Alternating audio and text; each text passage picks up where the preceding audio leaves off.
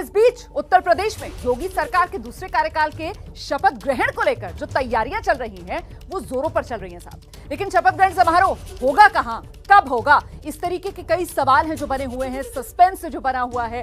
हालांकि 3 जगहों के नाम हैं जिन्हें लेकर चर्चा खूब जोर शोर से की जा रही है और आज उन्हीं तीनों जगहों पर तैयारियां क्या की जा रही हैं, इसी बात का जायजा एबीपी न्यूज संवाददाता संजय त्रिपाठी ने लिया है। आपको दिखाते हैं संजय की खास रिपोर्ट।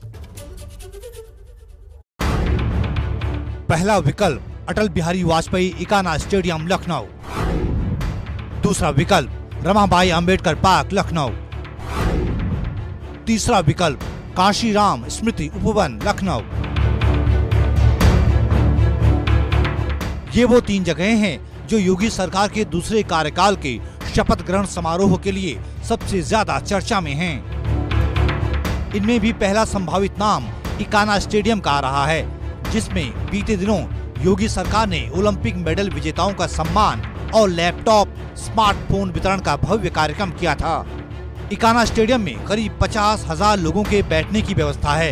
एबीपी न्यूज की टीम ने इसका जायजा लिया। सूत्र बता रहे हैं कि 3 जगह इसके लिए चिन्हित की गई हैं, जिनमें नंबर 1 पर रखा गया है लखनऊ के अटल बिहारी वाजपेयी इकाना स्टेडियम को। आप देख सकते हैं पीछे की ओर मेरे इकाना स्टेडियम बना हुआ है। 2 सरकारी बड़े आयोजन बीते दिनों इस स्टेडियम में किए गए। शपथ ग्रहण का कार्यक्रम है, इसको सरकार चाहती है कि बहुत ही भव्य बनाया जाए। दूसरे जिस नाम की चर्चा है वो है लखनऊ का रमाबाई अंबेडकर पार्क।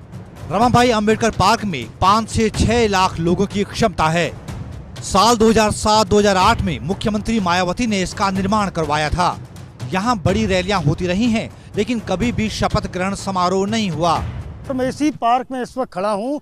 50 एकड़ पर यह पार्क बनाया गया है, जिसके ठीक बीचों बीच एक बड़ा सा मंच है जहाँ पर शपथ ग्रहण कार्यक्रम आयोजित किए जाने की उम्मीद जताई जा रही है। गेट हैं 7, इसमें प्रवेश द्वार हैं, जिनमें जो 2 इमरजेंसी गेट बनाए गए हैं।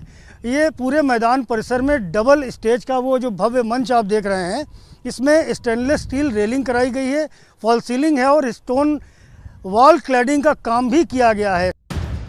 योगी सरकार के शपथ ग्रहण समारोह के लिए तीसरा विकल्प है कांशीराम स्मृति उपवन। 2017 में योगी सरकार का पहला शपथ ग्रहण समारोह लखनऊ के आशियाना इलाके में स्थित इसी पार्क में हुआ था। कांशीराम स्मृति उपवन में लगभग 3 लाख लोग आ सकते हैं। अहम बात यह है कि इस पार्क को 17 से 22 तारीख की सुबह तक के लिए आम लोगों के लिए बंद होने का नोटिस भी लगा दिया गया है। मैं इस वक्त स्मृति उपवन में खड़ा हुआ हूं, जहां पर लगभग 3 लाख लोगों के बैठने की क्षमता है। करीब 70 एकड़ का ये स्मृति उपवन बताया जाता है और इसमें पिछले वर्ष का जो शपथ ग्रहण समारोह हुआ था वो बेहद भव्य हुआ था। थोड़ा बहुत साफ सफाई का और कंस्ट्रक्शन का काम भी चल रहा है। ये पार्क बीते चुनावों में कई बड़ी रैलियां भी यहाँ पर आयोजित की गई। अभी शासन के अधिकारी बहुत खुलकर बताने को तैयार नहीं है कि कौन सी जगह शपथ ग्रहण समारोह के लिए फाइनल की गई है। बहरहाल प्रशासनिक स्तर पर तीनों जगहों को लेकर मंथन चल रहा है। जहां तक योगी सरकार के शपथ ग्रहण की बात है तो ऐसी संभावनाएं जताई जा रही हैं कि वो समारोह होली के बाद ही होगा। देखिए, उत्तर प्रदेश में सीएम योगी के नेतृत्व वाली जो नई सरकार है उसका चेहरा अगले 24 घंटे में ये उम्मीद की जा रही है कि साफ हो सकता है। होना यह है कि कल दिल्ली में बीजेपी की हाई प्रोफाइल बैठक होने वाली है, जिसमें खुद योगी आदित्यनाथ मौजूद रहेंगे और उनके साथ साथ पर्यवेक्षक के तौर पर केंद्रीय गृह मंत्री अमित शाह भी इस बैठक में मौजूद होंगे।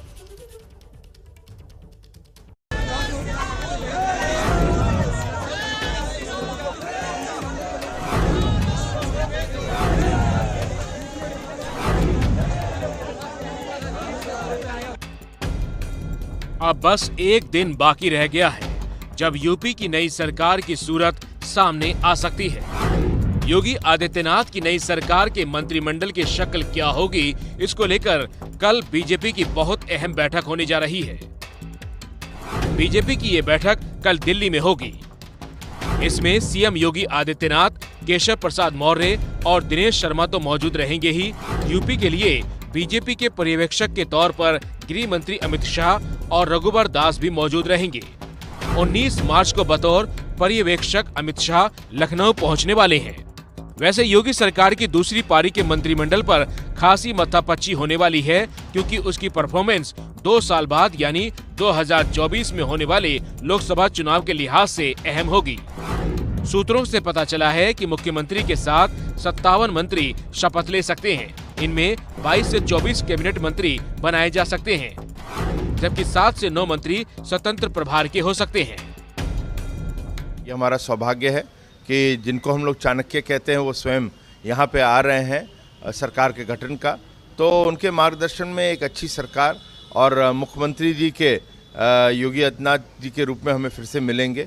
तो ये सब चीज़ें जो देखने को मिलेगी 19 के बाद से वो प्रक्रिया शुरू हो जाएगी। एबीपी न्यूज को मिली जानकारी के मुताबिक होली के बाद 20 या 21 मार्च को लखनऊ में योगी आदित्यनाथ सीएम पद की शपथ ले सकते हैं, लेकिन डिप्टी सीएम पद को लेकर अभी अटकलों का दौर जारी है। सूत्रों के मुताबिक डिप्टी सीएम दिनेश शर्मा को पार्टी संगठन में जिम्मेदारी मिल सकती है। चुनाव हारने वाले केशव मौर्य को भी पार्टी में कुछ अहम जिम्मेदारी दी जा सकती है। बीजेपी के प्रदेश अध्यक्ष स्वतंत्र देव सिंह को इस बार कोई बड़ी भूमिका दी जाएगी।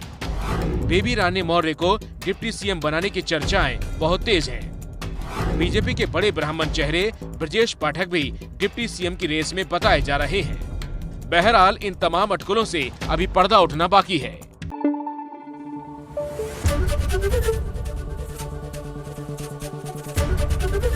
एबीपी न्यूज आपको रखे आगे।